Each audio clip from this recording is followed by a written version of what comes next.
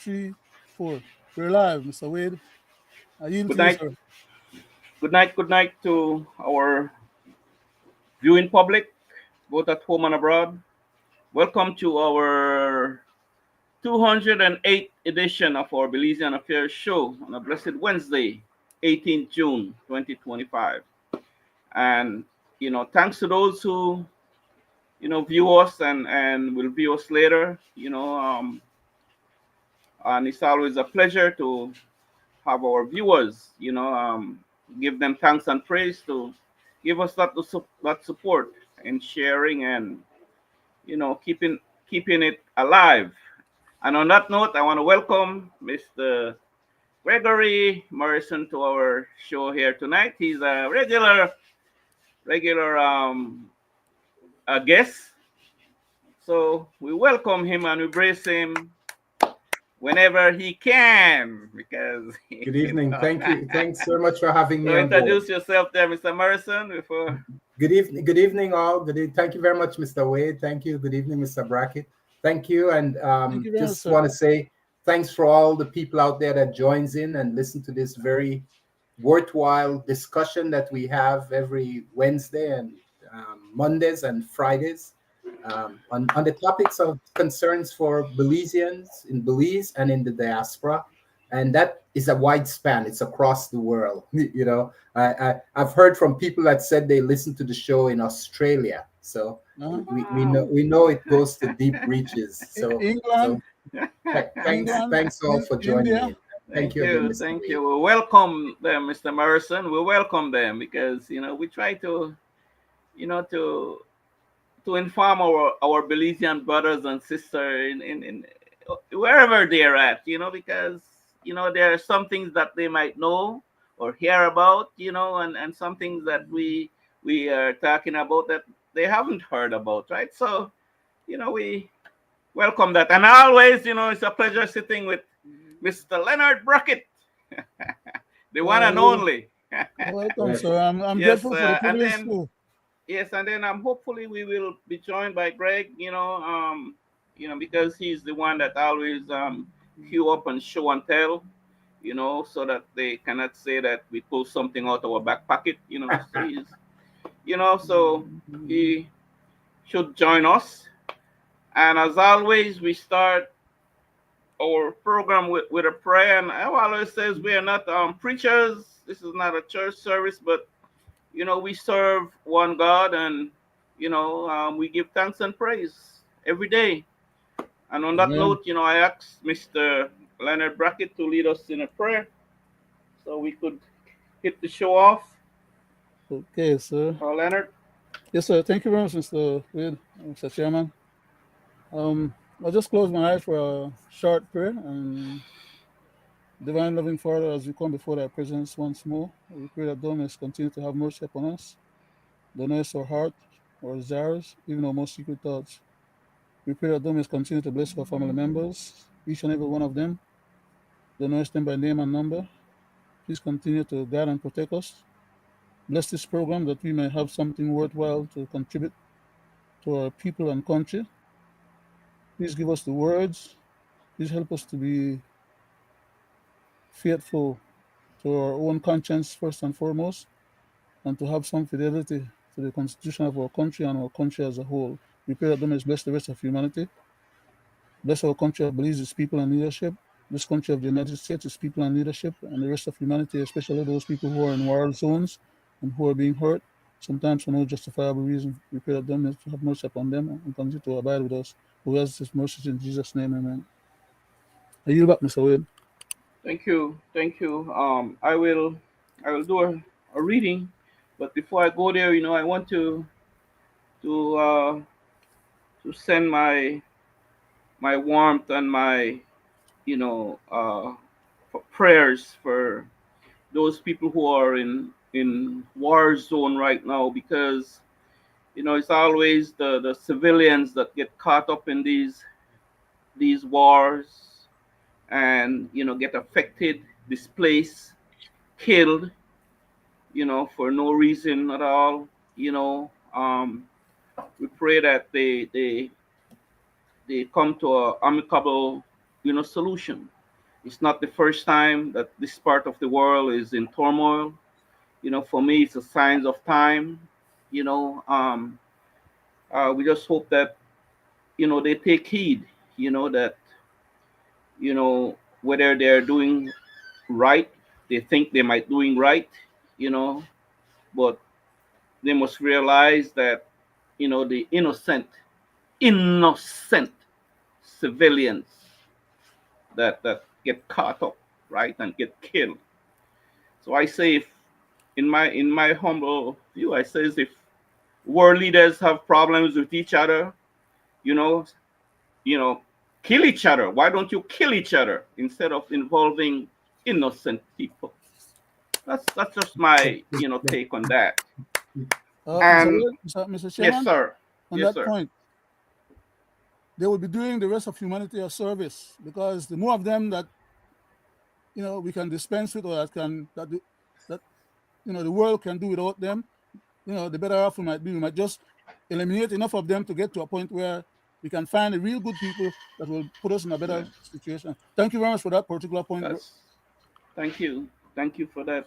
That Long Yeah, overdue, sir. as Somebody, as you mentioned that, Mr. Wade, in the go in ahead, the sir. old days, they used to have that the king was the first one in line on his horse, and so I think in those days you probably had a little less wars, or they when they did have them, it was necessary, right? yes, yes, that's so But true, Mr. Martin. it, That's it, in it was fighting for their survival. But Yeah, now yeah, we're fighting for profit. We are fighting yeah. for dominance. We are fighting Power, for power, just to say, power, power. It's, I am it's mo- stronger than you, and here's the test of it. You know? the most of what's going on right now is old men who have already become rich, who cannot get enough of Enough breed. material goods.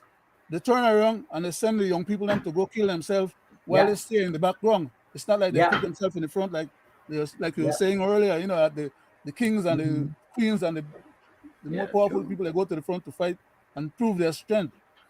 Yeah. So Thank you very true. much again, Mr.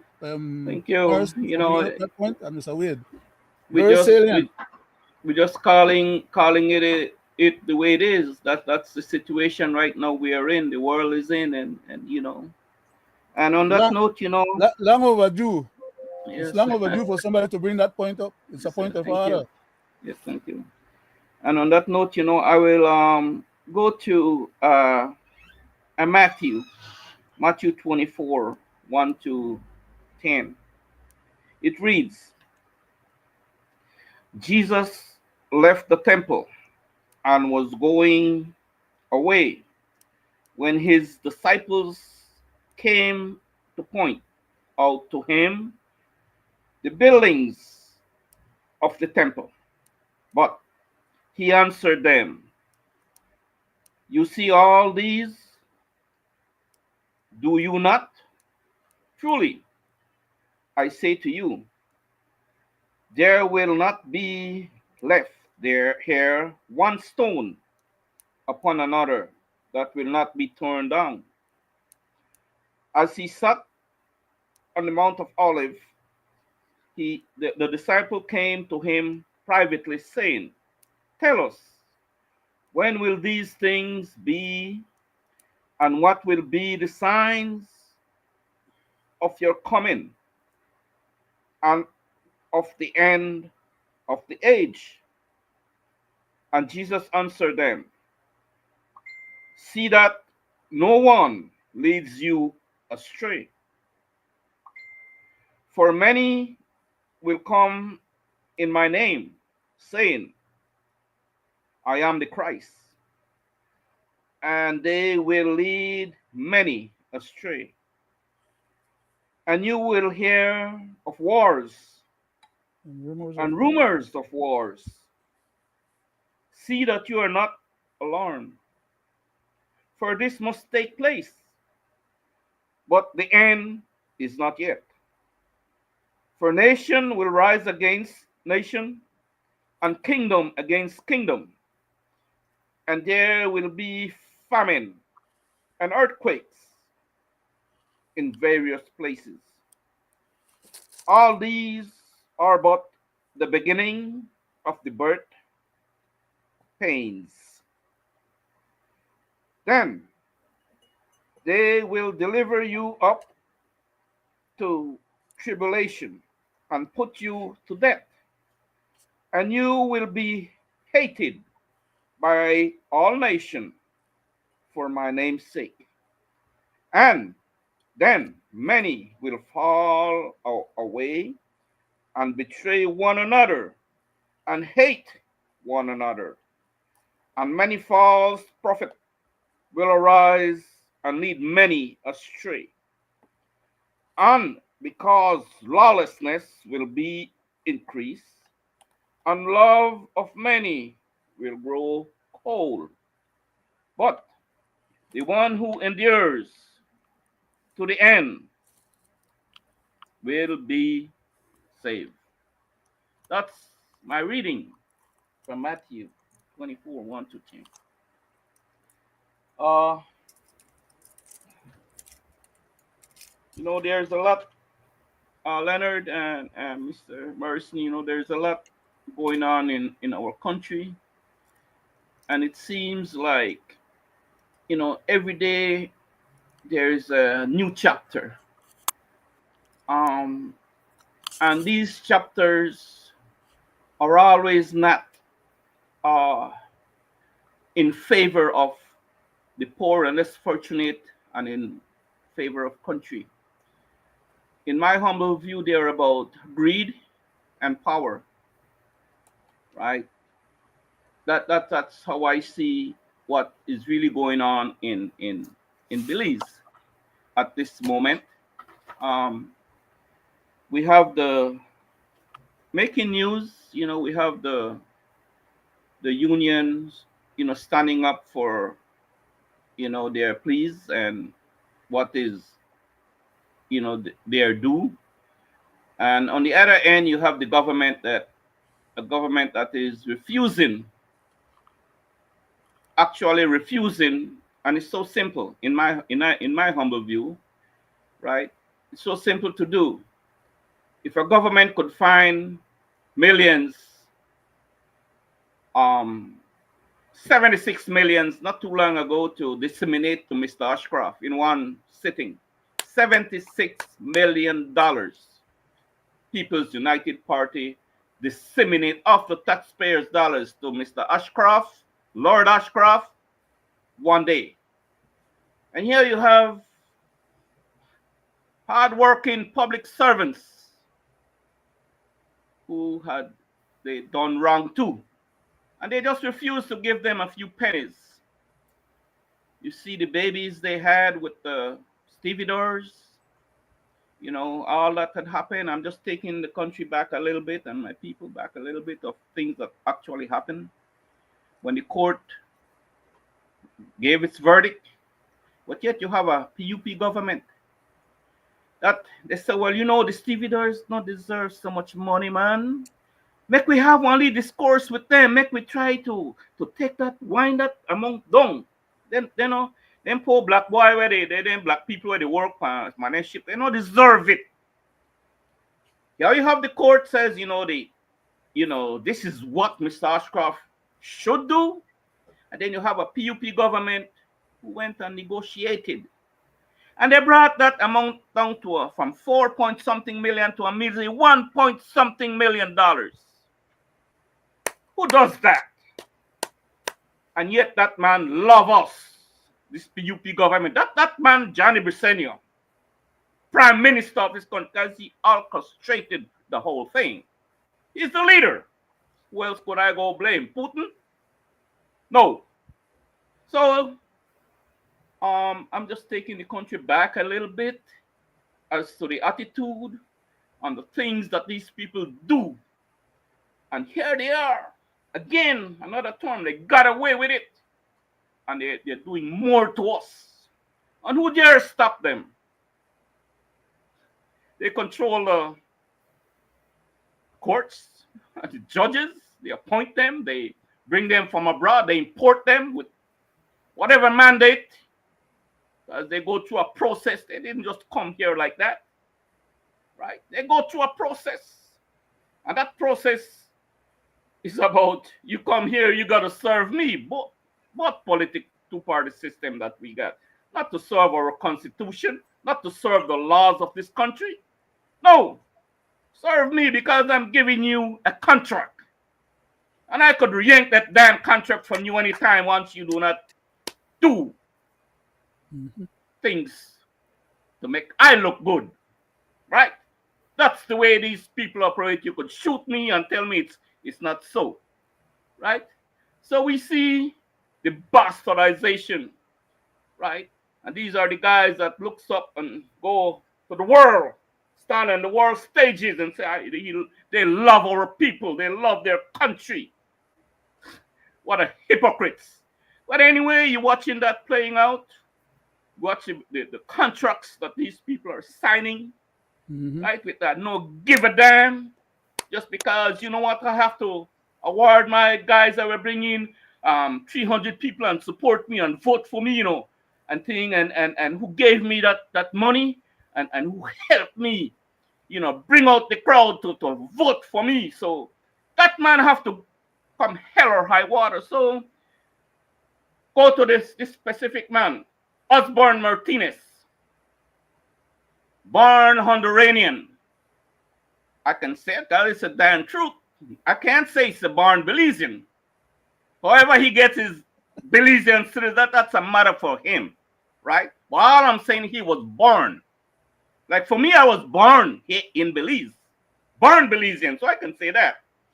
But here you have a person that is born in Honduras, right? Comes here and he gets to disseminate the taxpayers' dollars below $50,000 because he know that he get in trouble if he sign the contract over that. So you watch a series of damn contracts signed by this guy. So I call on him now, Mr. Man. Step The down. money, Mr. Osborne Martinez, the taxpayers' money that you got to get you elected, right? And that by-election, you should return that back, to the taxpayers, because there was a hell of a lot of movements of the taxpayers' assets and taxpayers' dollars that got you elected, Mr. Man, right? So, and for you to, again, come and spit in the Belizean people face, the taxpayer, is a darn shame, right? So it hurts me because I'm a taxpayer, right? And a born Belizean, right? And one who had served his country, right? So it hurts me to see you could come from way yonder and do these things and get away with it, right? So I will just hope and pray that one day that you will be held accountable. That is only right. For me, that's a criminal act in my view, right? So there you have that. You have the contracts. You have the airport contracts that was done. And, they will come and say, well, we put it out for tender, which is a damn lie. They never do that. Like I say, they got to reward the people, right? And the name Carl is that name has been flying around this country from in the 90s as far as I could remember, right? So I'm not going to get into all the other stuff, but I'm saying he got rewarded for. What about the land, the hospital land, Mr. Ray? That was already available for free. They needed more money, so they had to disburse out of that. The man PLS and $500,000, well, at least about $500,000 for the land, and then said So again. there you have, yes, there you have these contracts, Crazy. guys. My people who at home and abroad, and it's all the poor, hard-working Belizean people, taxpayers, who works for a measly $5 an hour. $5 an hour. What a shame. And they will want to be put on a pedestal when they raise it to, whenever they raise it to $6 an hour. So sad, huh? And yet they want to be glorified. They want to be looked at. Man, this is what I did for my people. And you guys have no shame. No shame whatsoever. That's only me, right? Because if you not do good, I would say, man, I would put you in pedestal, put you to the highest.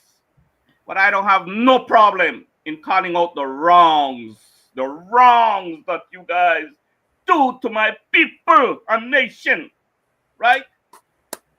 Look at that airport contract, right? I think all of you should be held and charged criminally, Go to right? jail. Where's the DPP? They're all suburban. They all have their agenda. They all put on these posts for a reason. All these people that have high posts, high position from the CEOs, they are put there for a reason. The UDP come, they bring in their own criminals. The PUP come and they bring in their own criminals, right?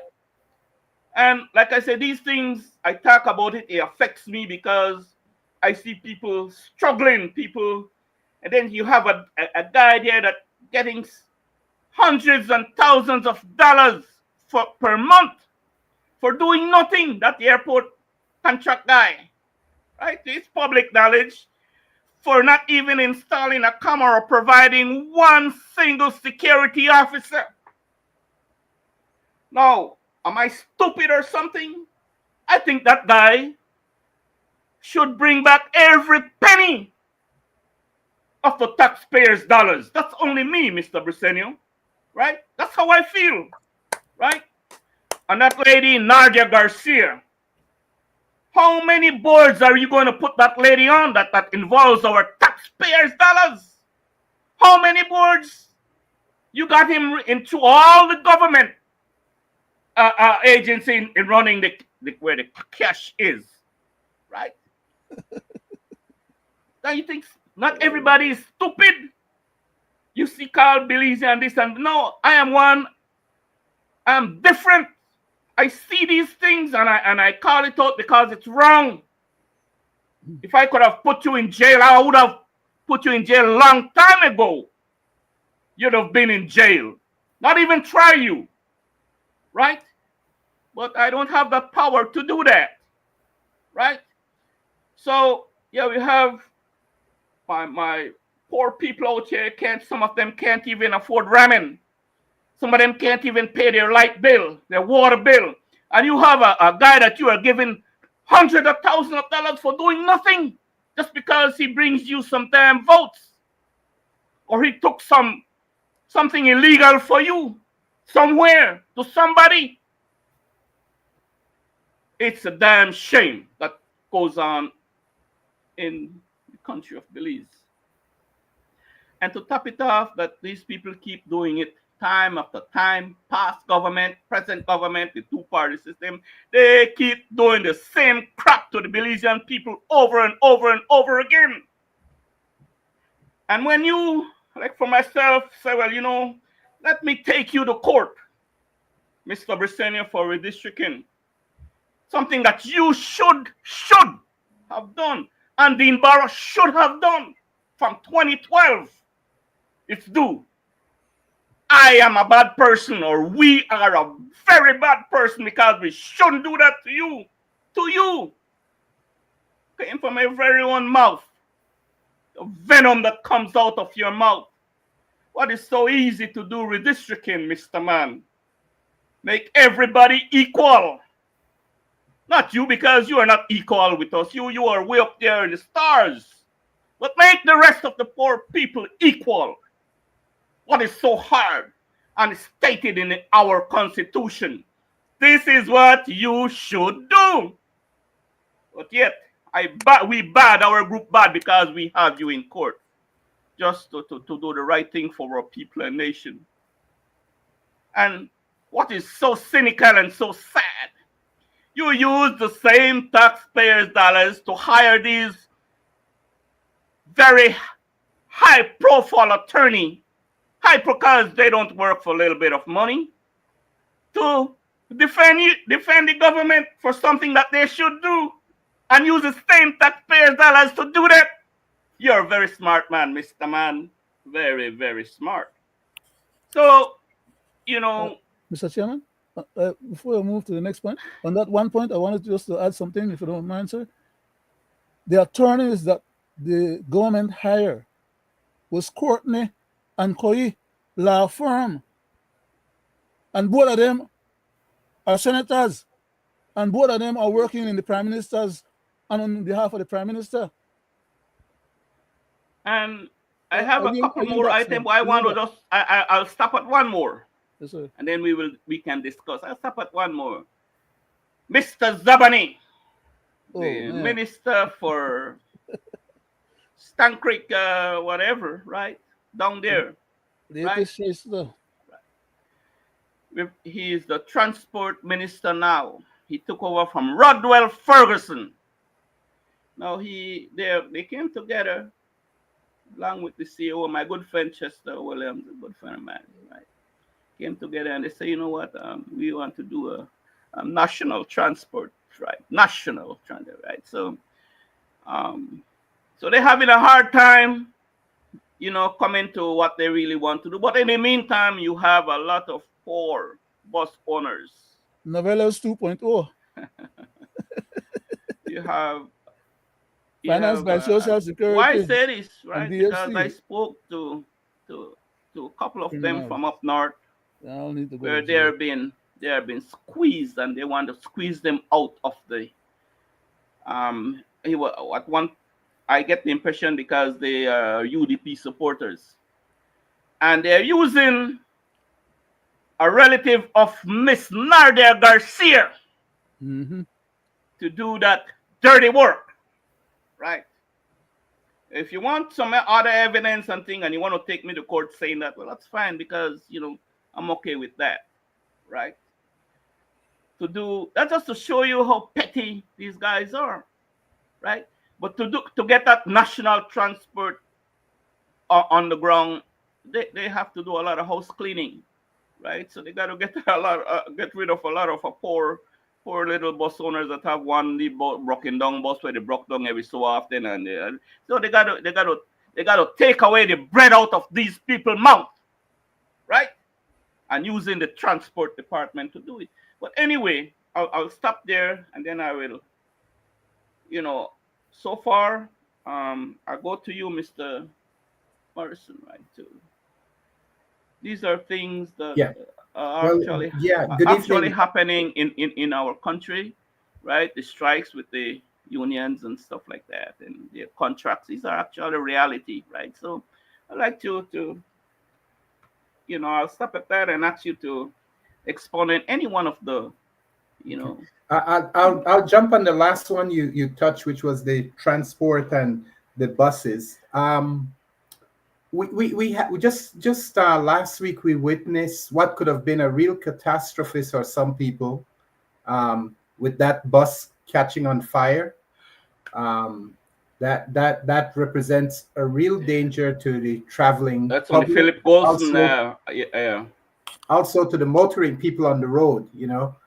So we do need to consider and recognize that there needs to be some adjustment within those areas of transportation. And I know that there are many bus companies that have been operating for years, many years, and many of them don't have the resources, the funds to kind of make the upgrade. But I do think that this is where government comes in.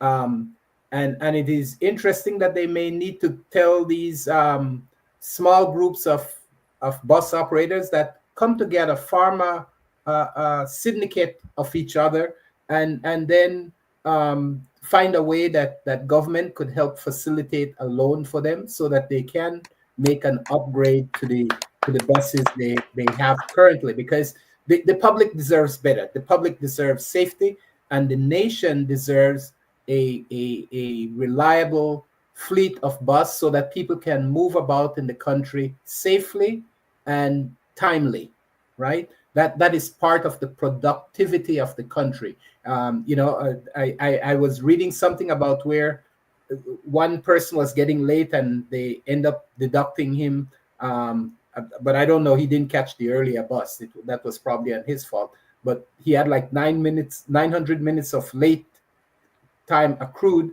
and so they were deducting some payments because he didn't show up for work at 8 o'clock. He consistently showed up at The union guy.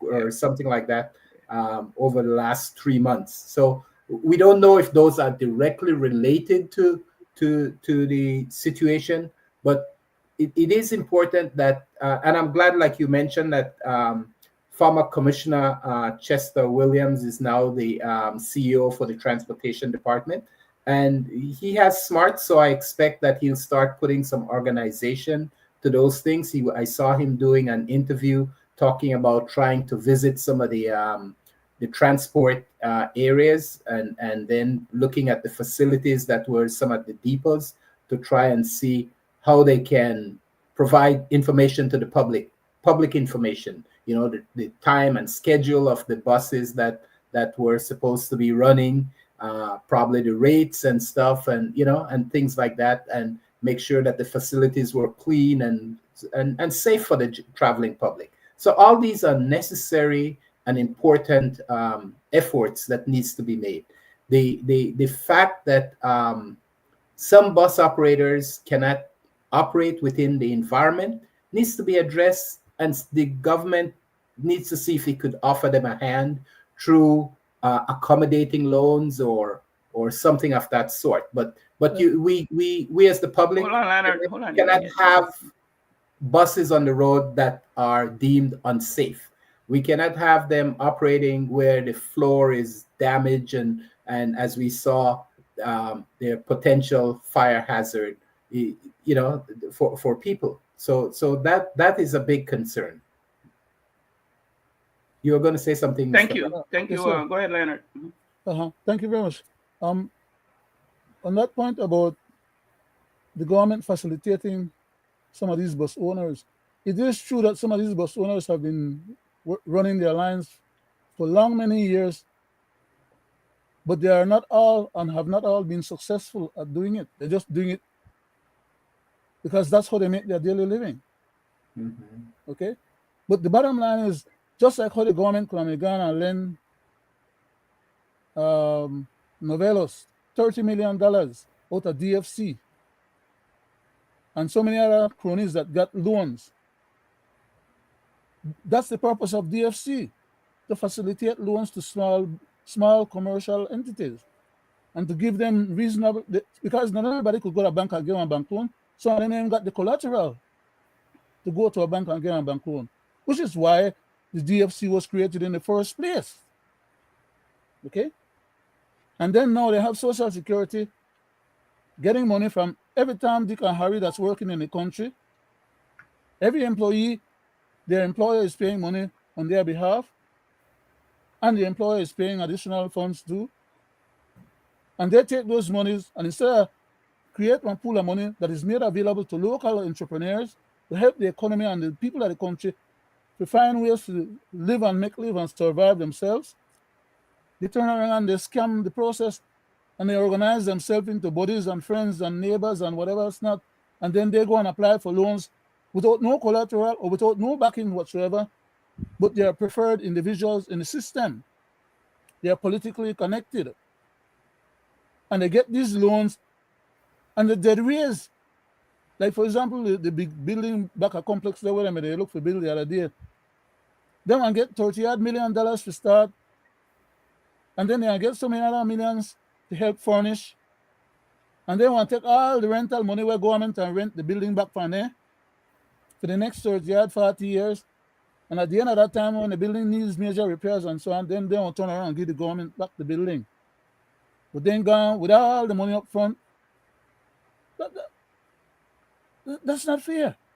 Yeah. I just wanted to add something more on my comment there. Yes, I did see some commentary also where I'm not quite sure who the individual is, but he was speaking in some official capacity.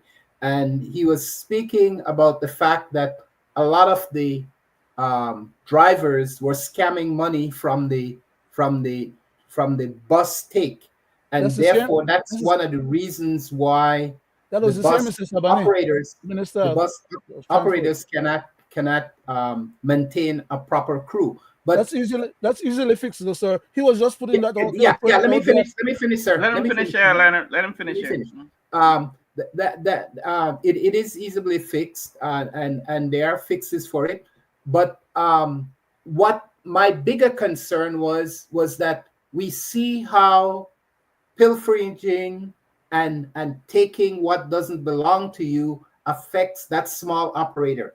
But we also need to see how when government officials take money from the treasury through whatever deal they're doing, whether it's his land deal that they're buying for 25,000 and selling for 11 million, or whether it is whatever deal it is that is corrupting the entire process, it leads to these same type of situation. And the person they look at and the person that always get the blame is the small guy. But this system of corruption is systemic throughout our entire infrastructure, from government to the bus operator to the lands department, and all of it comes back in terms of not able to, in terms of neglect, and not able to take care of the needs of the people at the level they need to, when in fact the resources are otherwise available, except for the level of corruption that we have within the society. Uh, So true. the reason, Mr. Chairman, can you indulge me? Go Uh, ahead, Leonard. the reason why that gentleman, Mr. Sabane, who is the Minister of Transport, put out that particular statement was to justify saying, okay, well, because that is happening and has been happening from the time the bus service started way back in the beginning until now. Nobody believes that that's not the case, because we all know that that was the case. Okay, but that's easily fixed. The issue is that they're trying to take the negative aspects of what the reality is, conflate it to the point of justifying them to be able to take the whole damn enchilada over, which is their agenda. They want to take it over. Florida was just one little peg in the process. Yeah. Okay, then take what the man run, then they bring in and put in for them one bus run, because they say, well, for them bus may be better. For them bus, they broke down and they get burned up and all kind of things they happen to for them bus on a regular basis just as well, because free roads are not built for those type of vehicles. Those vehicles are built for well-conditioned road and well-maintained vehicles. They're not only that. The point is, if they really want to do something, they would fix the roads, because a lot of these roads are tearing up the tires, and these big heavy trucks that they have running stone and gravel and materials and stuff from across the Guatemala, and running petroleum and running all these things are 60 and 70 tons, not tons, uh, 60 and 70,000 pounds vehicle. 80. Some of them are 80. 80.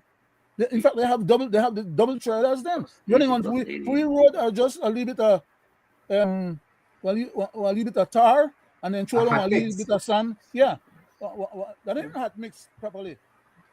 Okay, hot mix is at least about 2 or 3 or 4 inches, depending on what part they put it and how much. The roads are built for vehicles, like lightweight vehicles, cars and light pickups and so on. But they have these big trucks running on it, and it constantly breaks it up. Anytime there's a rain, the underneath part wash out, because it's not properly compacted to start with. The engineering, they not put the effort into doing the thing right the first time, and so therefore they have to find money all the time to go try to do the repairs. While people get hurt on the road because the roads are slippery, they don't cap them off often enough. A lot of different problems we have. We're a small country, and some of these things can be repaired and can be solved, but it can't be solved if the people that are supposed to provide the solution and work with the solution, control the money and the process, they steal the damn money. That is where the problem lies. And that they want to corner everything that makes a little money for themselves, to make them want to hustle the money. Thank, That is our problem. thank you. So true on that. Mr. Morrison and Leonard, Welcome, sir. um, I could remember on the first term of the PUP, Mr. when they had that bus strike, when they have the strike for the transport department, I mean the busing industry, right? The man, Mr. Rodwell Ferguson, you know, came up with numerous, way to fix it, and there was even some money from Taiwan to help the industry. Or maybe some from Europe too. Right. And this The man said, Mr. Morrison, electric based buses. on what you says about small loans and stuff, he says, yeah, everything is arranged, and these small operators could go to the Belize. Man, I mean, the bank, the one in that's supposed to be for the. It's already set up. It's supposed to be for the People's Bank, the one that the Enviro made. Yeah, mhm, yeah, mhm. But yeah. anyway, it says, yeah, you small loan, to go there and you will get that loan. And this, not one of these small bus owners, Mr. Morrison, went and get a loan. You see from how long? And to upgrade there, they still have the same buses that are. At least that's what I. The only new system is the Floralia system, Yeah. right? And who controls that? You see, we would never know who are the real owners. I'm not going to get into that, right? And here you come. They come again now with another mission. Now want to regularize it again, and who will be the people controlling, right? Then you have the situation. Just to say, just on that point, Mr. Wade, we do need to figure out how to have more transparency and disclosure in all our government functions, because we see that systemically through the entire process and how it enables corruption. Yes. I know that one of the last thing the government did in the last administration was the setup they did for how corporations were to be registered The, and how much they conceal that the lock that lockdown. that that manner in how. And I think we need as a people, and one of the complaints I have constantly is that we had, and you kind of broach on this a little bit, we had the teachers strike and their gripes with government at this point. They're one of the largest, the PCU and the teachers are one of the largest organized grouping within our society that could at a moment call out a group of supporters to any position. But it seems to me that for the most part, people only concern themselves when their tiny little immediate interest is being addressed. When the overall national interest and they could have influence and make a difference in what's going on in the society, if it doesn't directly affect them at the moment, they're silent. And that is the danger we have that permeates the entire part of our society. Mhm. And so we need to figure out how we could make ourselves more activism and more aware, because when that, for example, that land deal that you talked about with the Belmopan Hospital, when that Mhm. $6.9 million gets diverted and the prime minister comes out and say, oh, we'll get the money from somewhere else, we have money, we have to Right. always realize there's a limited amount of money. And when he takes that money from that pot, that is the revenue, he has to he's not able to cover other necessary items that is needed throughout the society. But And if the that teacher, that was not the only money that he was taking at the time. With hindsight now and with the records available, we can see that they were taking money from a lot of other different places to finance yeah. and get ready for the big election that they were looking to Oh swing on yes, us. yes, yes, yes, Okay, yes. Go ahead, Of Mr. course, Morrison. I mentioned that at that time that it's seemed like millions and that millions money and was millions of dollars, a lot of different campaign places. financing pot that they were assuring themselves of. But the point I was trying to make was that the unions at some point made some noise about it, and quickly the government came and silenced them with, So "Oh, we'll take care of you guys. one word, suborn. Yeah, we'll take care of you guys. We'll approve your pay raise." And after the election, it disappeared. Now they're back. If they had stuck to the guns, $6.9 million would have been more available. And even if they have to build infrastructure roads to get to that site that they have, Still a public that will benefit. provide a productive development of that area that would Mhm. further more Economic development development. Yeah. for the entire city of Belmopan. But instead, they quiet themselves, and that money went to a private individual that walked away with $6.4 million of taxpayers' money. And how much he gave back to government in terms of election support, we don't know, but we figure that a good many some of that may have ended back in the political operative hands According to that control the day. according to Fui tax structure, that man should have pay taxes on the difference of the money that he spent to buy that property and the amount of money that he eventually end up. Well, I don't know what his And tax position is, but he should have had to pay certainly the taxes. And with that, certainly there was capital gains there that needs to be addressed. yes, And, but I don't know how that will be resolved. My point is that if he have to pay taxes on $7 million, let's say he bought it for 600,000 as far as the numbers were concerned. Yeah, Because yeah. that's what he was paying taxes to the city of Belmopan on. Yes, yes. So let's say he bought it for 600,000 and they gave him another $1.5 million on top of that, for him to feel all right. Let's say the man end up with about $2.5 million. Well, let's say $3 million. Well, the other 6.8 million, what was it? 7.9, no? 6.9. 6.9. Okay. So let's say the man end up with 3. What happened to the other 3.9? Well, no, I don't want to confuse it with that speculation, Mr. Brackett.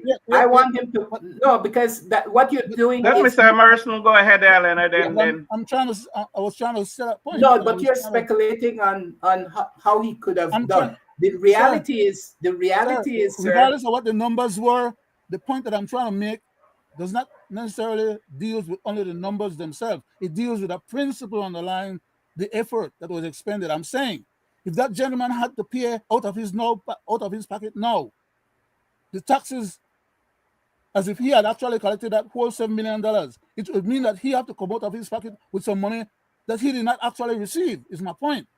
Oh, okay. So these people need to suffer consequences one way or another. Well, that's why. Go ahead, Mr. Emerson. Then I'll go to you, Leonard. Go ahead, Mr. Emerson. That's why our tax law has to be scrupulous, right? It has to identify what he will declare now as profit gain on that property, and then he needs to be taxed at that rate. How he spent it and that he gave the government back a portion of it is on his loss if that was the case, right? He needs to pay taxes, he needs to pay stamp duty, he needs to pay all the different things like everybody else pay normally about 8 different categories of payment. Then he may know how barley grow. But anyway, I want to before we jump a little further, I want to interject something here, guys, right? That back to the transport department, right? There's a lot of corruption in the transport department, right? Mm-hmm. There's lots of corruption in the busing industry, right? Petty crimes. Yes, but those are petty, right? You have 10, 15 people standing up. The transport pan, Mr. Morrison, when left the Belmopan terminal and he going to Kamalota as the bump, and he went stop the bump. I was in that bus, I'm not sure what I'm talking about, right? Stop the bus coming up west, and all the standees and things. So he look in there and then call the conductor outside, and he counted them, right? And they went to the back of the bus, and the conductor paid that traffic guy, right? Because you're not supposed to have standees, and this is the corruption, If you write down a ticket, at least the money may go in for week treasury. So what I'm saying is that, and you said it, Mr. Morrison, corruption all around. You have money missing from the transport office in Spanish Lookout, right? What's going to come out of that? That's in Ferguson time, right? You have money missing from the sports council time. I mean, on the last, right? What's going to come out of that, right? Then you have the Mala guy, he have nothing to say about that, and thing, and it's water under the bridge, and these are the things, the systemic corruption, right? Yeah. And Is Ferguson? I'm not on the ground there, but it seems to me in looking at things that probably Ferguson is being caught up with and being sidelined to some degree in his role as a minister. I don't know quite what's going on, but that's part of the sweeping under the rug. That's one of the Once he's appearances. out of the way, nobody will pay attention to that anymore. It's not an issue anymore. But on those contracts, Mr. Morrison, what's your take on those based on what is happening right now in this country with these contracts? They keep Well, I look at the contracts that was given out on the eve of the election for the airport. Yeah, the airport There seem one. to have been two contracts, one mounting to almost $28 million total, or 128 million. Sorry, $128 million, and so it's mind-boggling. These people are playing with big money, and then they come and tell you they can't find the necessary resources to be automatically renewed, Mr. Morrison, to be automatically renewed. Yeah. That's a small point right now. That's a small point right now. 10 years, 10 years now, automatic renewal. But what I'm concerned about, what are you doing now for the contract? Where is this money going? What's the performance? I think one of the TV reporter, the beef guy, read that there's no specifics of how this contract is to be performed. What are they supposed to do? How many employees are they supposed to have on staff? How are they supposed to manage and man the airport terminals and operate the system so that we are paying money, but you also want safety? And we saw the failure. We saw the failure of having that rigid regiment of safety when the hijacker got on board that plane with a weapon, with a knife, and another person with a gun. It's just incredible that all this system and all this. I'm thinking that the US is looking at this stuff right now, and they may come down and say Belize is not a safe place to travel because we don't have in place the regime for security protection for planes flying out of the country. Mr. Mala is already complaining that we have a large reduction of tourism, and some of the tourist people and complain that as of middle of May, the whole thing crashed. They're not having as much tourists and things. So in effect, for the rest of this year, they're going a big hit when they report at the end of the year. Yeah, and it's only going to get worse. It's only going to get worse because as we look at it today, even in the US, the Federal Reserve kept the interest rate at the same level. People are hoping it would go down a little bit. All those are going to have a tight money policy in the United States, and a good many of our tourists comes from the United States, and they definitely drive the world's economy. So I'm sure that things are not settling to get immediately better. Maybe after all this tariff stuff flushes out and people return to some norm of thinking, we might see things move forward a little bit. But I'm thinking for the rest of the year at least, things are going to be very iffy and very tight, and we're going to find shortfalls, like you're saying, in tourism and in many of the other industries that we're involved in, just because of the way the economy of the world is operating right now. And now Go ahead, Leonard. Go ahead. Thank you very much, Mr. Chairman. I know we're messing around trying to change the money in the middle of all of this. You mean just by taking the queen off the currency? Is that what you're saying? Change the money. Yeah, but you're talking about taking the queen off the currency. Whether the queen head was there or not. We're playing with change money. We're not changing the fact that we're tied to the dollar. We're changing the fact of the presentation of the currency. Every time Uncle Sam sneezes, we get charcoal. Okay? We don't have a large enough economy to be able to sustain our own buoyancy in our economic affairs and with the problems going on and will be going on in the near future, we won't be able to sustain our ability to keep our money, because the not if we money pegged 2 to 1 to American money. Every time American money gets a hit, we get a hit too along with it. Yeah, yeah. And the U.S. currency over the last 6 months, I think, has Depreciated. depreciated Yeah. 8%. Yeah. It has Yeah. lost 8% of its value. Yeah. So maybe when we deal with the US Up- in terms of exchange, we're fine. But whenever we're buying stuff from the European Union or China or other places, it definitely takes that loss of value definitely shows up in the cost of goods that we're purchasing from those places. And we're about to experience economic shock currently and in the near future again because of the situation in terms of the American economy Gu- and because of geopolitics that we ourselves in Belize are getting involved with, that we don't have no influence or control over. guys, guys, I have a We question. get hard and pull. Yeah, I'm sorry, Mr. Chairman. Guys, I have a Uh, question, uh, right? And it really bothers me, right? I see Greg in the background. I think he's gonna put himself on when he's Okay, ready. yeah, good, good. Oh, Mhm. yes, Yeah. my brother, welcome, welcome. Good Good night, Greg. night. Good Good night, night, Greg. gentlemen. Always, I know you was going to pop up, but I could have felt it. I could have felt it, but yeah, Glad to have you on, sir. yes, I'm glad to Good have night you. to you, Mr. Morrison. Before I Yes, say anything, let me say good night to the people at home and abroad. Where is it? I think Mike Something gonna wrong. Something going on with it, right? Something wrong with your mic, Greg? your Mike, Okay. Greg. Just a second, guys.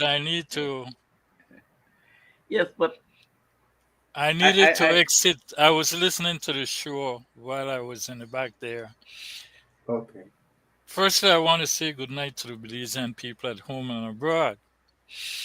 I was MIA, but I had certain things I had to do. I welcome you, those of you who tune in to our 308th thank you. episode, and those who look at it afterwards. To you, Mr. Morrison, a lot has been happening. I was listening in the back there. I listened to a couple shows. My good cousin trying to enlighten the people and the Constitution, which is a good thing to do. But I want to say this to you: it goes above what you are saying. We are living in a time now when narrative carries a heavy weight as we see what is going on in the Middle East. One country attack another country, and national TV all over the world, especially in the US, don't see the attacking country as doing wrong.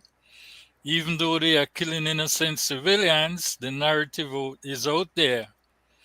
Israel has a right to defend itself. But you see what they are saying, how much civilians is dying from the missiles from Iran, but you don't hear vice versa.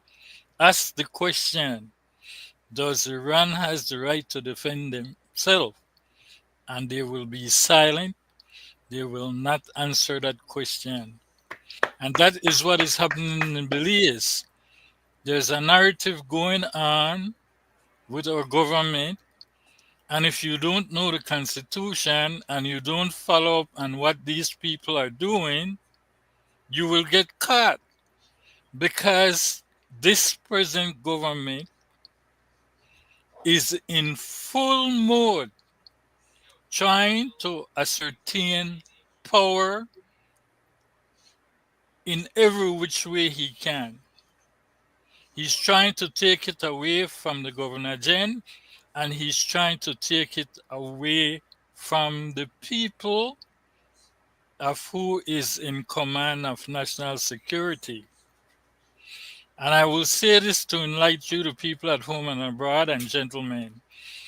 We can look back at the referendums that Oceana and the churches wanted to have.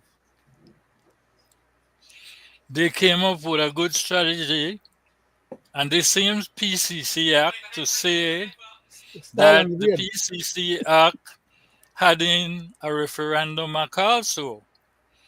So they came up with reasoning as why not to have the referendum.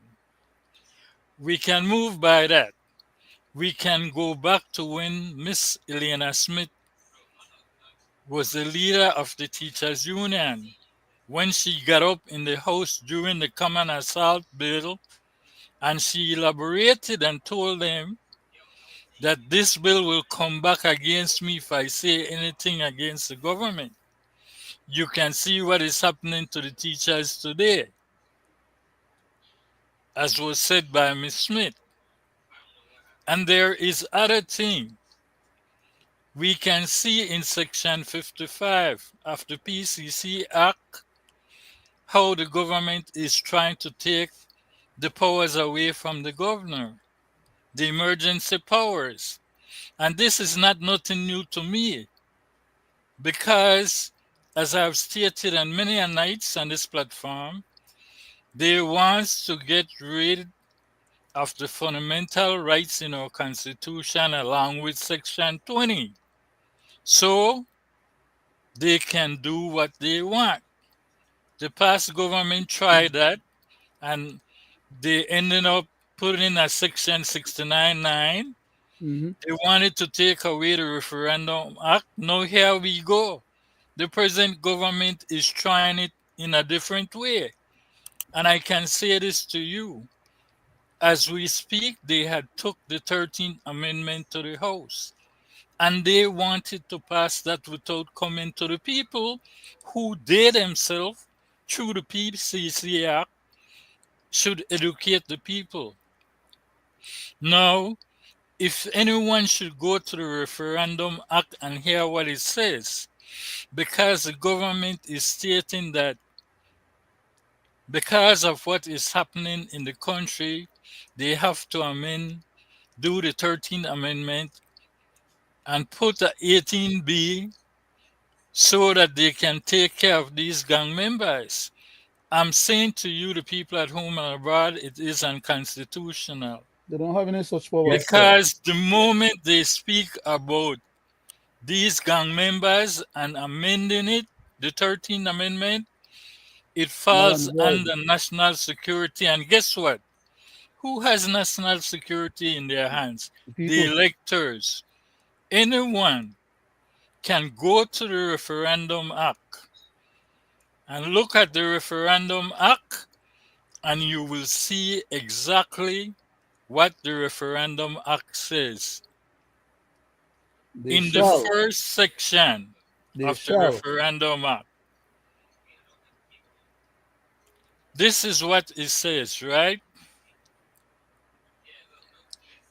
Section 1. Subject to the provision of this Act, a referendum shall be held in any of the following circumstances.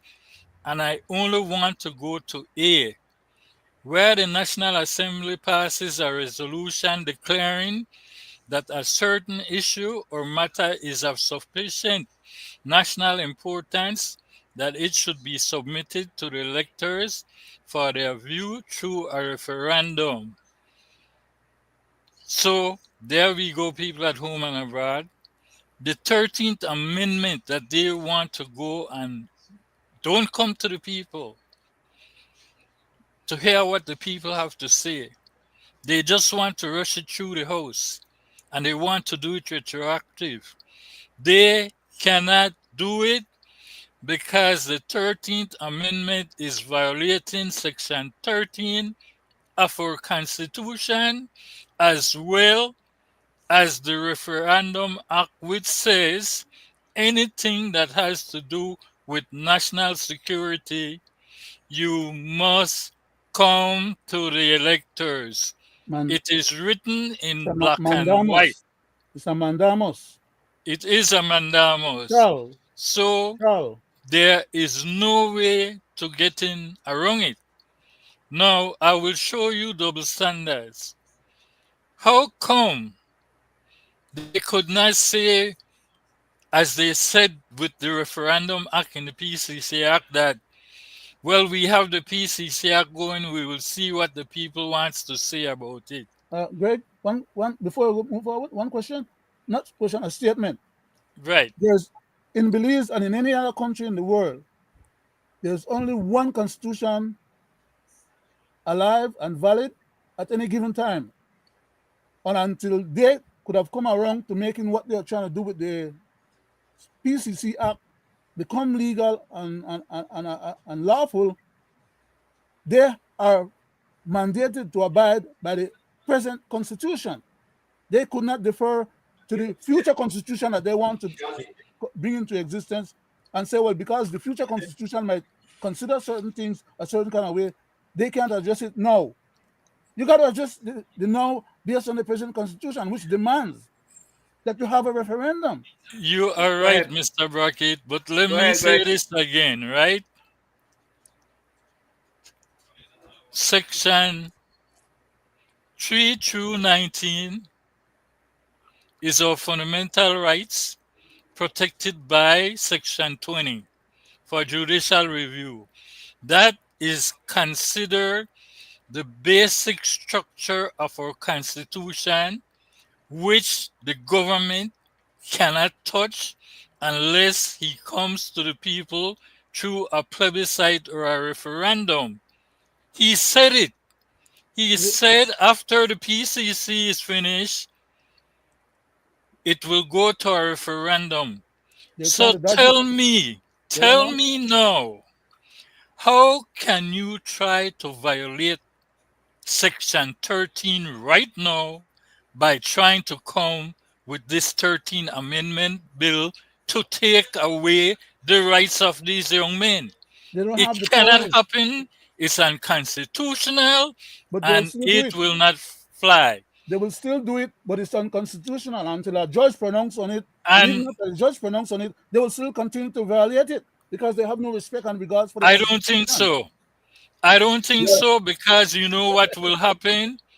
It will be tossed aside by the High Court, as they did with the illegal detention of that young man. And they are trying to base this 13th Amendment Retroactively. because of that, well, because they were sued, well, which we is have to crazy. we have to be mindful. I go to you, Mr. Morrison. Go ahead, sir. I was going to say, thank you, Mr. Brackett. I said we got to be mindful, because when we understand, if we really put what a constitution is, it's the supreme law of the land. Now, if they find that there are articles within that violates the law in how they make that, then we have a little bit of a worrisome situation, because then our constitution is flawed. So that's why I'm saying government could always pass laws to deal with this situation. The Constitution, in my opinion, and in most people's opinion, I'm not an attorney or anything like that, but in most people that understands this type of stuff, is that the Constitution is to limit the role of government and protect the rights of the citizen, not to infringe upon the. It's not design. You shouldn't Thank you, design a Mr. constitution Morrison. to infringe on the rights of citizens. There are laws there that could deal with gang members, and you don't need a constitutional 13th Amendment to address that. We We have do them on the not book need already. to live in a You country where state of emergency is the status quo protection that the people need to ensure their safety. Whenever that's Mr. happening, we're having an extreme failure of governance. And it's Mr. going to become Morrison, you worse. hit They're the trying to take us nail. worse. Excuse me a Go ahead, second, Greg. Mr. Go ahead, Brackett. Greg. Go Go ahead, ahead, Greg. Mr. Morrison, you hit the nail right on the head. Had you been to the educational part when they were coming around with the PCC Act, this is not about what we are speaking about, you know. It's about my country becoming republic. I will say this outright, and Dictatorship. I can actually prove it right now. When we went to one of those forums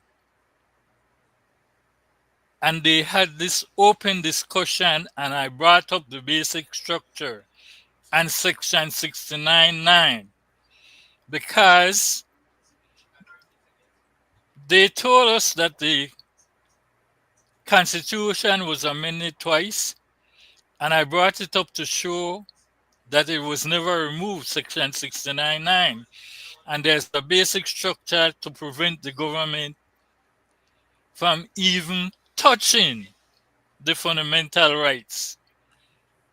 When I said that, there was a problem. But the issue I have is a sample ballot that they had there, that they was asking, would you prefer have a president or would you want the governor general gone? Here we are today. We are seeing it Black and white. in the PCC Act. We are seeing it. We have saw it done before. They had used the PCC Act and say, the Prime Minister had said, I believe, for those of you who voted when nobody voted to take the Queen head off the money. Imagine when that was never put to the people of Belize. And they did it. Hold on, Leonard. Yeah.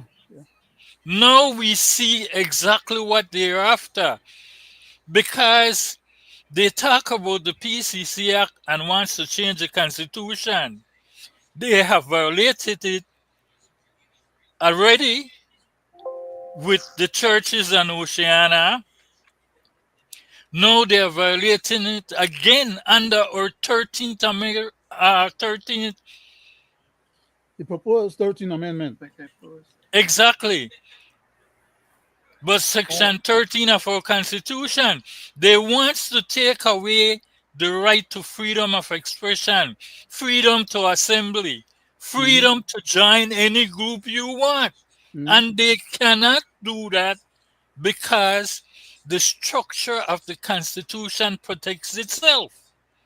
So now they don't want to come to the people. That is why Senator Chanona wrote them a letter. And I agree with her that any change to the Constitution that has to do with fundamental rights, you must come to the people because the people hold national security in their hand. And I will go to you, Mr. Brackett. Go ahead. Yes, sir. For another point of lucidity or clarity, the existing constitution that we have is the basis that governs whatever is it that they are attempting to do, whether or not it will be successful or can be successful. For example, the separation of powers. They have no power or authority to touch. The legislator, okay, the executive cannot propose to the legislator to make a legislation to wipe out or dispense with the judiciary. That's impermissible under any constitution that falls in a democratic process where the people, the plebiscite, holds the power, that they have to come to the people to ask for those powers by means of a plebiscite or a referendum, which is what is mandated. That is correct, Mr. Brackett. And they don't want to come to us to get that permission. But they will not. They will not, Mr. Brackett. Let me say this again. We have gone left to authoritarian rule. They are passing laws to keep you so you cannot talk to them. I mentioned the Common Assault Bill and what they did when they had elected official, right? Let's look at the draconian gun law that was passed only for gang members. Who are getting caught in it? Grandmothers, students, for a bullet that is found in a yard, etc. When they find these things, why they just can't look up that grandmother name or that student and see if they have a gun license?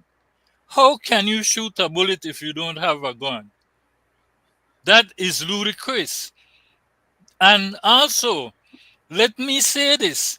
if this 13th Amendment passed the way they want it, nobody will be able to sue the government. That's what they are after.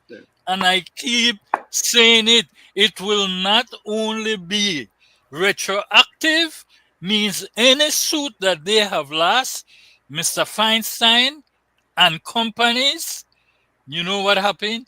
They can take land from people as they want. You don't even have to worry about eminent domain no more. Because you know why? They are making it so the emergence of powers is not with the GG, and the courts will Have have no no jurisdiction, no jurisdiction exactly. over it. But Thank you. my other point Thank you, is that guys. don't care, Mr. Chairman. One point, please, just for public information purpose. Most of our people in Belize believe that because we are an independent country, that our executive part of our governance rules or should rule supreme, and that is totally bogus. There's no part of the Constitution that supports that.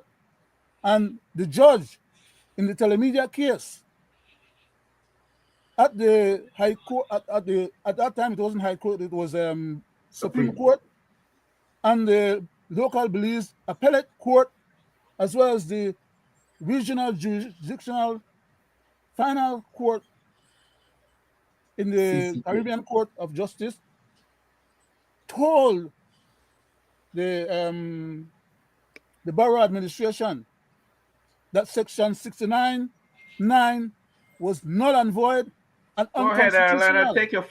Take your 5 minutes there, Leonard. Take your Yes, sir. 5 minutes. Yeah, because And they since told time, him that take your 5 minutes. in no uncertain terms, and that 69(9) was supposed to have been extricated or taken out or excised from the Constitution because it did not belong there and it should not have been put there. And they were mandated by our highest court through a process of stare decisis or settled law, which the government has no authority to violate. It then becomes a part of our constitutional basis for a legal system. But these guys don't want to. And then they went and add under Section 2 of the Constitution, and they added a subsection 2, which says that the court has no jurisdiction to review and or to look at any of these matters because for all intents and purposes, anything that the legislator legislate, the Is court have no exhausted. justification to be able to, review or. And the court also told him The that part wording, have been excised as well. the wording they put there is exhausted, Yeah. and they So tried it. you I got can 2 bring more it back minutes, Leonard. again. Go ahead. And- Hold on, and- Greg. Hold on. Make Leonard finish his 2 more And to minutes, see- and and to then I'll see go to that Mr. the person that attempted to do that and apparently think that he had gotten away with it was one of our preeminent lawyers and Prime Minister of the day. The now right honorable Mr. Dean Lindo. Dean Barrow. I'm sorry, Mr. Dean Barrow. And now the president, because he never did what was supposed to have been done, and the matter still remains to be read in the Constitution in black and white as of today date that we're having this discussion, the present government is piggybacking on that and presuming that the people will accept what is already in the Constitution as being correctly stated and being a correct part of our Constitution and being legal at that. And they are now piggybacking on that and attempting to use that same kind of power to neuter our court or judicial system. That is to say, according to their new proposals now, that the court will have no jurisdiction to decide what is constitutional or not, because they are now proposing to, as part of their recommendation from the PCC Act effort, they are proposing to establish a constitutional commission that will have authority and jurisdiction over the courts in terms of deciding what is constitutional or Constitutional not. Department. They're taking that power that is vested in the present judicial system under Section 20 and Section 95 of our Constitution. 1 more minute there, Leonard. One more minute, Leonard, and I go to and giving Mr. that to Morrison. the Prime Minister on this particular commission of 5 people, whom the Prime Minister will select and appoint.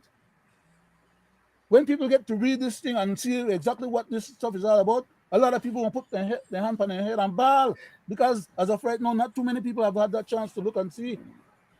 We need to look and see, learn and understand, and be mindful of the fact that if we let these jackals and scofflaw get away with what they're trying to do, and we accept it as being appropriate or correct, then they will make our constitution what they want it to be rather than what it is today or what it should be.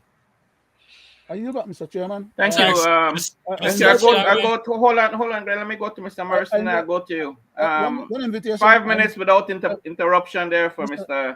Morrison. Go ahead, one invitation. I think I'll give Mr. Brackett 2 minutes of my 5 minutes. Not two. Right. One. I just Right. Not that, Mr. Brackett. That Mr. Brackett talked a lot. Okay.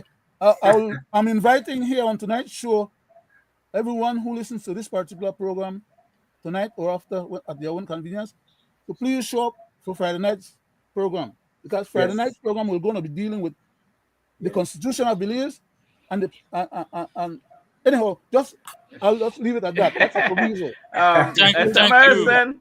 Mr. Morrison, you got 5 minutes without interruption. I'll take the 2 minutes, Mr. Morrison, because I want you to I'll give you. You got 5 minutes coming too, Greg. Then I got the last I want to take 2 and from Mr. Morrison.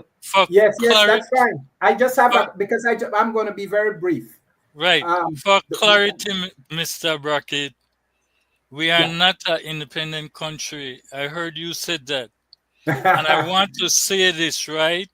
Regardless of what this government do, or parliamentary democracy, I believe, will still reign. They are trying to find ways, many ways, to get rid of it.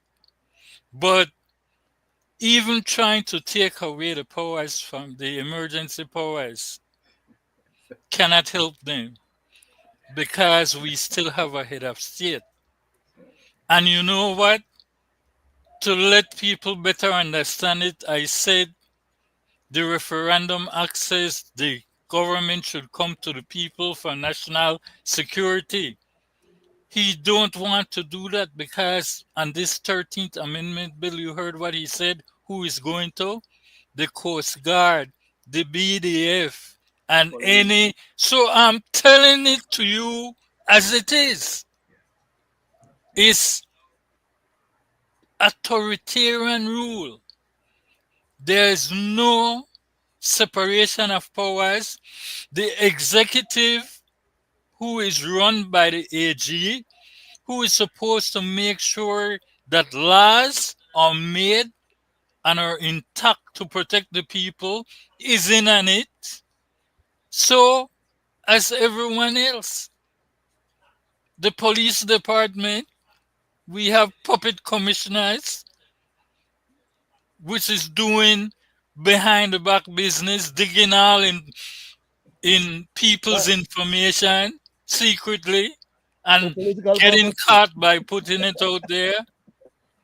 I go to you, Mr. Morrison. Mr. Morrison, you still got that 5 minutes. Yeah, okay. I wanted to say that one of the problems we have is the clear separation of power that we need within our society. You know, we have the judiciary, the legislative, the executive, and the last time, from what they're trying to do with this grouping of people that will rule outside of the Constitution. The last time I saw this, it was called a junta. It is not constitutional. It is not democracy. And so we need to stand up and put this away. Mr. Morrison, like what Gregory said just now, you nail that one right on the middle of the nail head. Yeah. That's what I see going on with that type of behavior. Taking away our constitutional rights as a people and put it in the hands of a group of individuals. We don't do that in a democracy.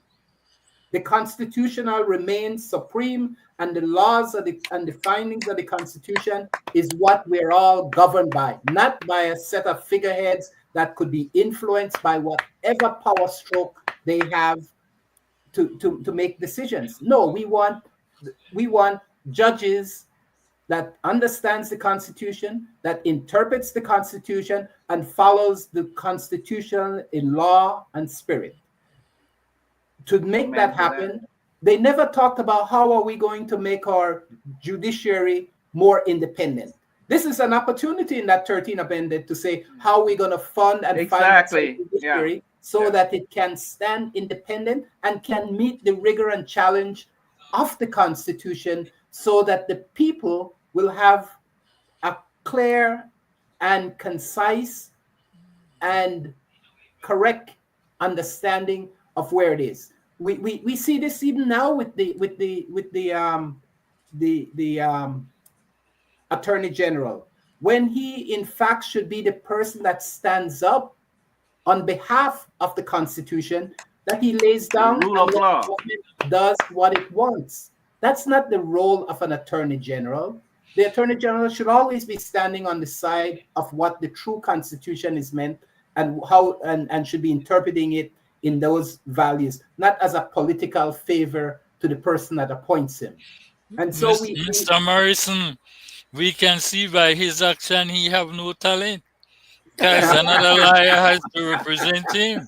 well, the Prime Minister So why is said it he first. there? The He is Prime one of Minister- the ghost employees. Yeah, the Prime Minister said it first, that we lack talent. So he must have known quite So, what he was doing. In honesty, he falls under one of the ghost employees when you have to have somebody else step in to do his work. Yeah. And how many more of those we have? Back to you, sir. Okay. Go ahead, Mr. Morrison. Go ahead. And you know, the figuring the role, although or Governor General acts in a less capacity than their true role should be, because all they have been doing, yes, they are appointed on the consent of the party that appoints them, but they're supposed to be acting independently, and they're supposed to be one of the foresight of the people. But we have never had that kind of action from our Attorney General, from our Governor General, through the changes of this now being the third Governor General. We have never had that sort of individual that acts in independence and with the interests of the people as their primary responsibility. And so we need to make sure that somehow we start framing that, so that even now they're trying to take away what little power exists within that office. And we need to make sure as a people that it is not further diminished.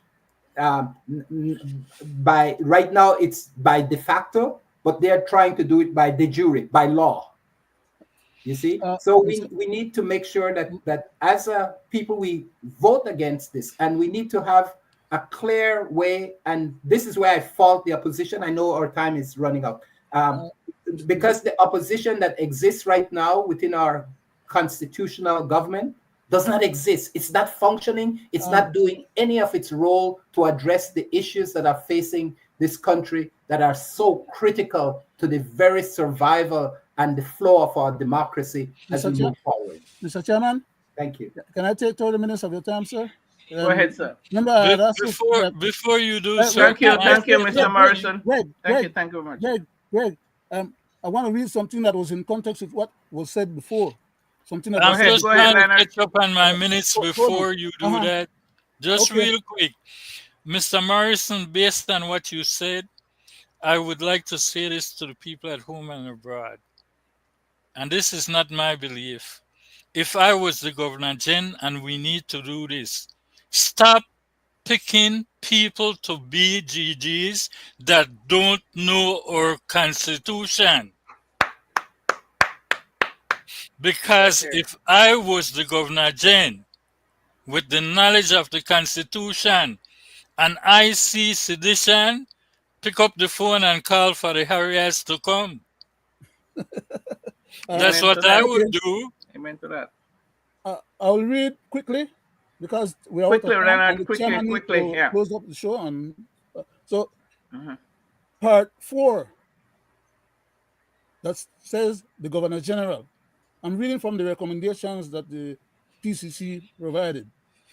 Item number 61, or recommendation number 61, is to amend to abolish the office of the Governor General. The PCC recommends that the office of the Governor General be abolished by repealing Part 4 of the Constitution. I'll read that for you next Friday coming up. And then Please invite me next Friday so I could join, Mr. Brackett. it's going to be a long program. I think we might have to ask for a 2-hour thing for that one, because I mean it's really people will be. Anyhow, my time is running. Let me just finish with the thing. Repeal and replace Part 4 with the establishment of the Office of the Constitution. Remember I mentioned to you guys about an Office of the Constitution, which will be comprised, according to this document, of 5 people that the Prime Minister will select. So for all intents and purposes, he's grabbing the powers of the Constitution under his wing, under the executive wing of the...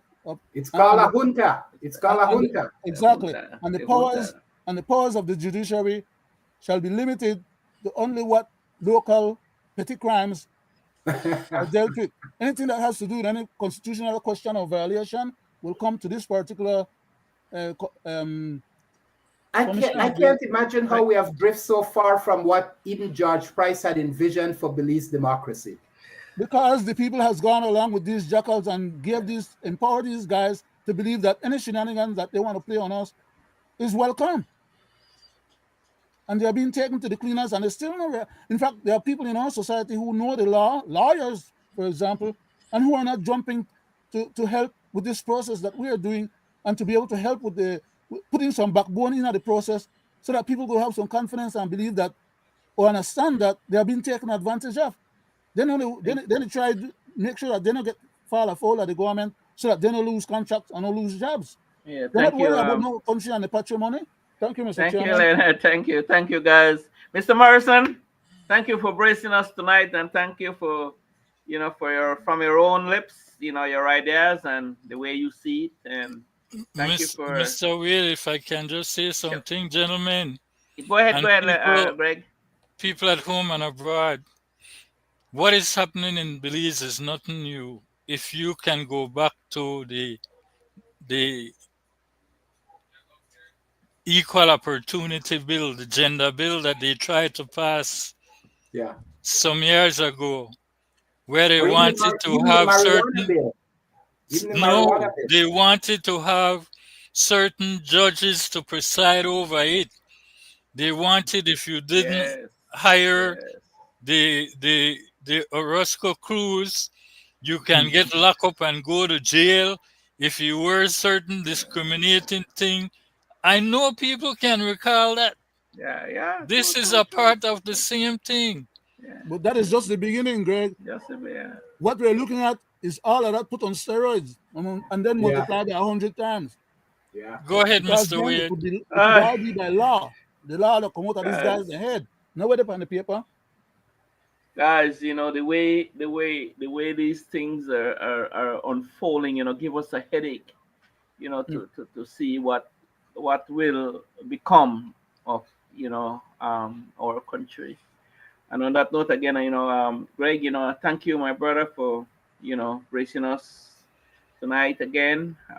Leonard, thank you very much for bracing us and depart your knowledge and the way you see things. And I hope that the Belizean people, Mr. Morrison, again, I say thank you, and you're welcome anytime you have the time to sit with us, right?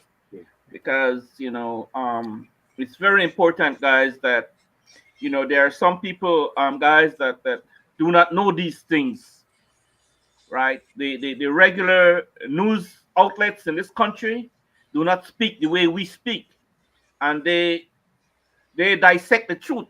The truth is there, but they dissect all around it. The false is Mr. there, and Wade, they. Mr. Wade, not to cut you short, sir, but I keep repeating to you guys and the public, it's a narrative. Yeah. It's a narrative like It's it's so sad. happening in the Middle East. Yeah. You attack me first. You kill my citizen. But the whole CNN and Fox, when I attack you, they will say how much citizen you kill in Israel. But they have nothing to say. The same the other narrative side. is happening here. Yeah. The government keep repeating to the public that they said they will give the teachers the 8.5%, which is untrue because the teacher keeps saying to them, we don't want our increment as a part of that. Pay us first what we already earned. But they still come back to it. You guys are making believe to the people that the government Anyway, don't want to pay you, guys, and we are giving you the 8%, the it's 8.5. always time limit. Guys, again, thank you. And thanks for Leonard. We cannot see anything for anyone. Greg, I don't. Thanks to those who text in and who are tuning in to us as I speak. And those who will view us a little later on at their convenient time. Thank you. Mr. Wade, could you put a link to the 13th Amendment and also the 69 recommendation for the PCC? Leonard, you could do that. You can send it straight to him on Facebook. Yeah. The 13th Amendment. Let's put it out on your link so everyone can grab it. No, wait. There's a proviso at the top of the document that says it's not for public consumption yet. And but that doesn't mean anything. Let me finish that. Oh, yeah. There are only certain people that got a hold of this document. Okay? There are some people who are displeased. But why can't those certain people share it now? If it's available, let's share it. People need to be able to see it and know what's going on. I'm like Mr. Goldson. I'm like Mr. Goldson with the 17 proposal. They don't want you to share it, but it's available and it means harm to us. So let's get it out there. I'm not saying it's finished. I'm not saying it's the decision. It will be done. It will be done. Your observation is well taken, Mr. Morrison. I'm trying to put out a proviso out there. These people come with all kind of shenanigans and try to trap you, right? So so I was trying to explain to you because the question came up as to why it hasn't been done on our side. We could have put it out long time. Yeah. But the point is that there are people who they haven't completed their exercise yet. Then no, we understand that. But we know what they're mowing over. Let me finish. They are giving the people who belong to that particular group that have access to it for them to respond by the 30th of July. 30th of July. Because they might want to go ahead and make some modifications to this. That's fine, sir. And the Prime Minister. But we got it now, so we could share it now. If you send it to me, I will share it. Yeah, okay. I close off the program and finish the conversation. Send it. Talk to me, sir. Let's do that. Anyway, it's always a pleasure.